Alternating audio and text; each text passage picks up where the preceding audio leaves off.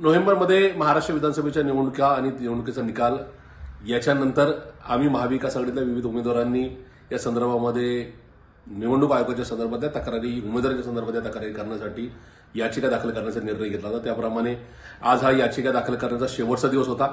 याच्यामध्ये पुण्यातून मी असेल, राहुलजी कलाटे असेल, अजितजी गावाने असेल, रमेशजी बागवे साहेब असतील, त्याचबरोबर अशोक बापू पवार असतील, अश्विनीताई कदम असतील, दत्ताबापू भैरट असतील, या सर्वांनी या याचिका दाखल केलेल्या आहेत। संभाजीनगरमधून एकूणच मराठवाड्यातल्या सर्व उमेदवारांनी मॅक्सिमम उमेदवारांनी त्या ठिकाणी याचिका दाखल केल्या आहेत। नागपूर खंडपीठाकडे पण खूप साऱ्या याचिकांची काही यादी झालेली आहे।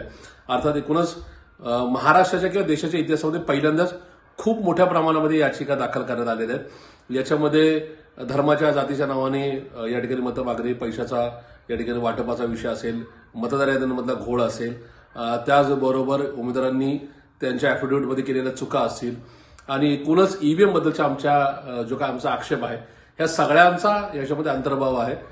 घटनेच्या 61 कॅपिटल ए या कायद्याप्रमाणे अजूनही राज्यसभेने आणि लोकसभेने संपूर्णपणे ईव्हीएम वापरण्याचा निर्णय घेतलेला आहे किंवा तशा प्रकारचा कायदाच अजून मान्य झालेला नाही।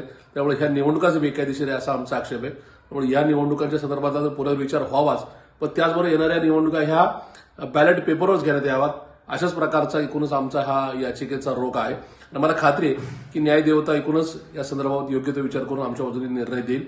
ही लोकशाही वाचवण्याची, संविधान वाचवण्याची लढाई आहे आणि या लढाईमध्ये आम्ही कुठल्याही परिस्थितीत लढत राहू।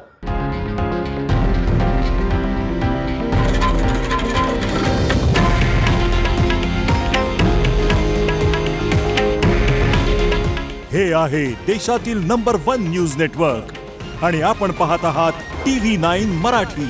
काळजी तुमची, हित महाराष्ट्राचं।